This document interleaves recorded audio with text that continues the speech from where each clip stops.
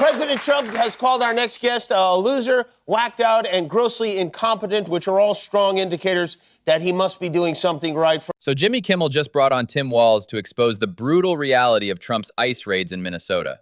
60 missing children, 2 dead civilians, 0 accountability.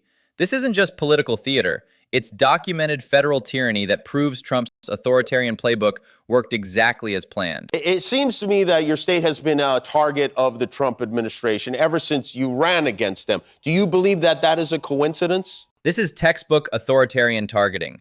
Minnesota's successful social programs, universal school meals, paid family leave, abortion protection, directly undermine Trump's narrative that government can't work.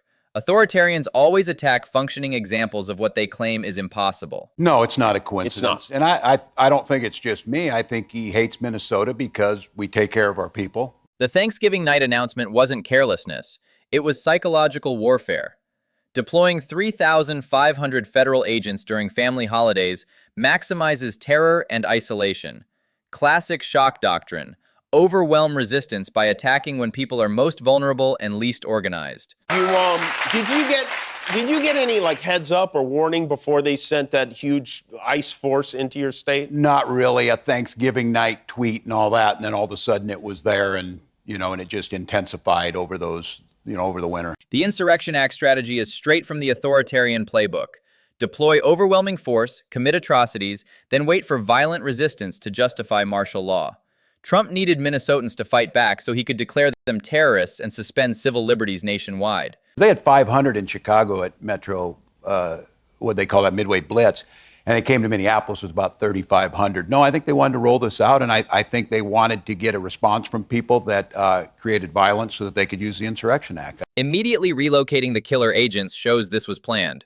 No accountability, no investigation, just protection for federal executioners. They knew civilians would die and prepared the cover-up in advance. This wasn't law enforcement. It was state-sponsored terrorism with escape routes. I mean, this guy's an authoritarian, and that was his goal. 60 missing children for weeks. Think about that. American families not knowing where their kids were, if they were alive, if they'd ever see them again. This is family separation tactics used against U.S. citizens. Pure terrorism designed to break community bonds. 2 Minnesotans were killed by ICE officers. Are those officers, where do we stand on the investigation? Random gunpoint stops are Gestapo tactics. Terrorize the population through unpredictable violence. Thank God for dash cams and cell phones. Video evidence is the only thing standing between citizens and complete federal impunity. Document everything. Your life depends on it. Well, they whisked him out of Minnesota. I assume they're working somewhere else, and there's countless other examples. They lied about the gentleman who was shot in the leg, and thank God for video. Where were the "Don't Tread on Me" crowd when federal agents were literally treading on Minnesota? Their silence reveals the truth. They only oppose tyranny when it targets people they don't like.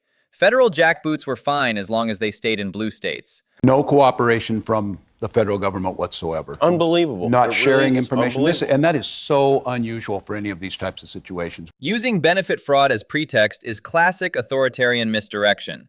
Trump's the expert on fraud. 34 felony convictions, stolen classified documents, fake university.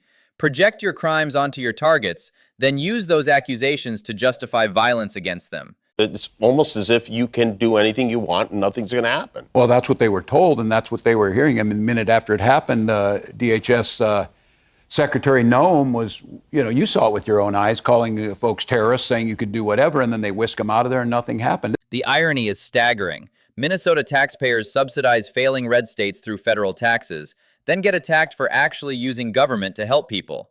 Classic authoritarian pattern.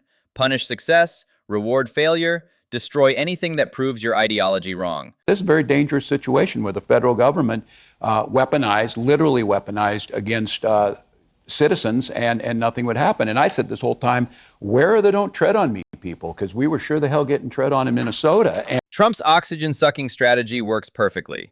While he dominates every news cycle with outrage and chaos, normal leaders like Walz have to work twice as hard just to govern and protect their people. Chaos is the point. It makes actual leadership nearly impossible. He used it as an excuse because it was a perfect thing to do to say there was fraud. Imagine that. Coming from this guy, he would know fraud where it was at. From Dylan's protest songs to Springsteen's rally, this is why authoritarians fear music and mass gatherings. Art builds solidarity, shared purpose, collective resistance. 200,000 Minnesotans in the streets prove that democracy... Demonize the immigrant community, especially the Somali community. And I said what he was doing was the programs in Minnesota, look, we are a generous state. We're also, like California, we're a payer state. We pay more in than we get back to support red states that don't support their people. Minnesota sends $1.16 to Washington for every dollar it gets back, subsidizing red states that take more than they contribute. California and New York are similar donor states. Trump punishing the states that fund the federal government is economically insane. Thank goodness the people of Minnesota showed the courage, stood up, and pushed back. Minnesota's peaceful resistance avoided Trump's trap while still protecting immigrant communities. They organized legal observers, sanctuary policies, and community support without giving him the violence he needed to justify martial law.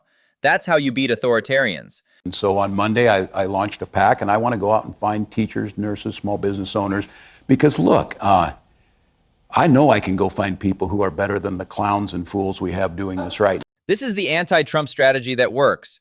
Recruit competent people focused on governing instead of grifting.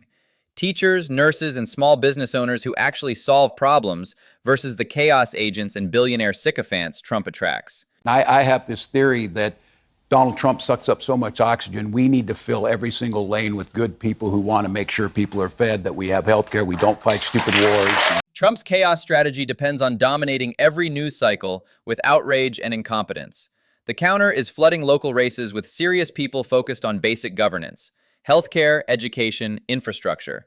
Boring competence beats theatrical fascism. 40 below zero, tens of thousands of people out there delivering food to their neighbors, blowing whistles to protect kids so they could get on the bus. That tells you what the heart of this country is, and more of us than them. That community response during the blizzard shows the real America. Neighbors helping neighbors survive, protecting kids, sharing resources. Federal agents killing Americans represents Trump's vision.